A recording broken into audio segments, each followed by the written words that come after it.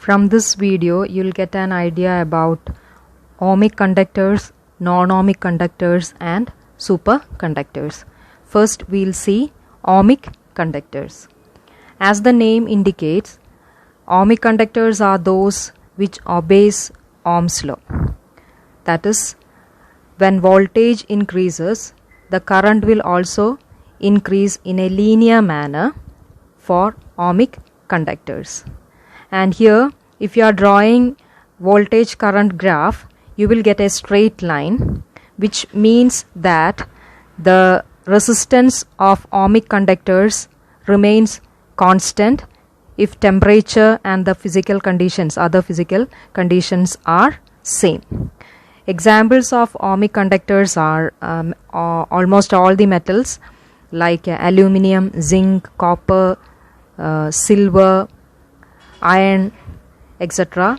And alloys are also ohmic conductors. Alloys like brass, nichrome, etc. are also examples of ohmic conductors. So ohmic conductors are conductors which obey Ohm's law, and their resistance will remain same even though the voltage and current is changing.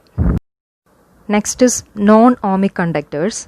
As the name indicates, non-ohmic conductors are those which do not obey Ohm's law.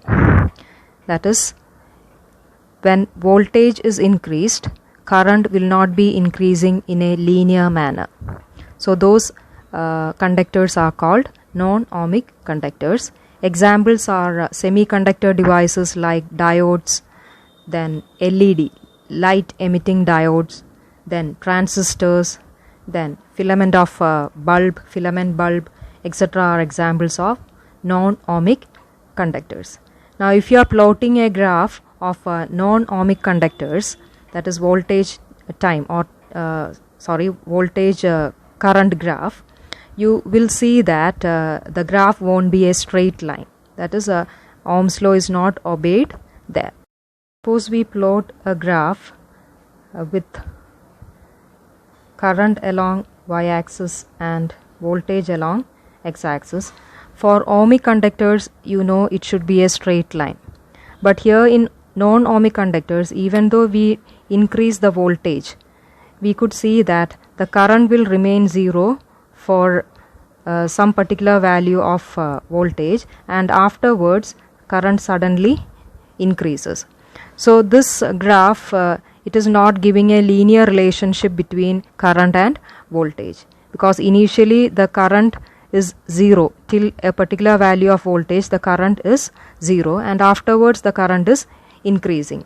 And the shape of the graph is not a straight line, it is a curved graph, and so the slope, it will be having different slope at different points or different resistance at different points.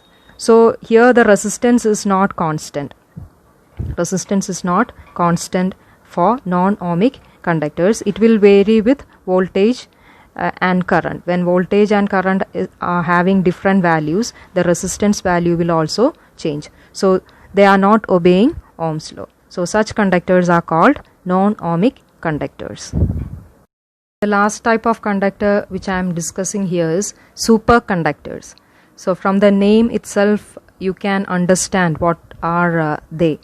They are conductors having maximum conductivity. So they will conduct infinite current. That is, maximum current will be conducted, and this is possible because their resistance is zero. If there is no resistance, the current will flow to its maximum extent. So superconductors are those conductors whose resistance is zero.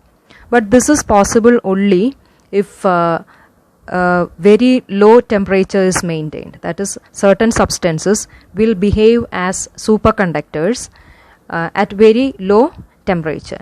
Now I'll give the explanation for this. We know the relationship between temperature and the resistance. As temperature increases, we found that the resistance also increases. So the scientists began to think that if we can reduce the temperature, we can reduce the resistance.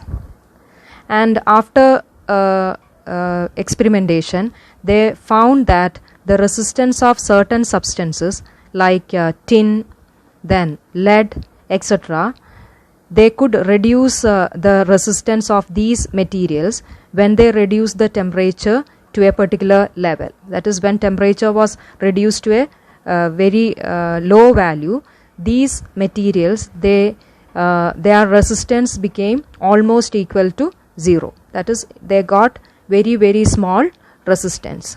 So this actually led to more experiments, and it was found that mercury, it behaved as a superconductor. That is, the resistance of mercury will become 0 at a temperature of 4.2 Kelvin. So it is actually negative degrees Celsius. 4.2 Kelvin means it is very, very low temperature. Then again they found that this lead can be made superconductor, or lead's resistance can be made to be 0 when the temperature is 7.25 Kelvin. That is also a negative temperature. So these materials, they began to behave as superconductors only at a very, very low temperature. Now actually recently, 2 weeks, 3 weeks before, scientists almost succeeded in finding the superconductivity at room temperature. So suppose we can achieve superconductivity at room temperature, it will be a very good news, because if you can make a wire whose conductivity is infinity, the current will be able to flow through that infinitely without any energy loss. So this will be a boom for us in the power sector. So actually the scientist almost succeeded in finding the superconductivity at room temperature. I'll put the link of those articles in the description box. Those who are interested to know more about superconductivity, you can go to the description box and you can go through those articles about superconductivity.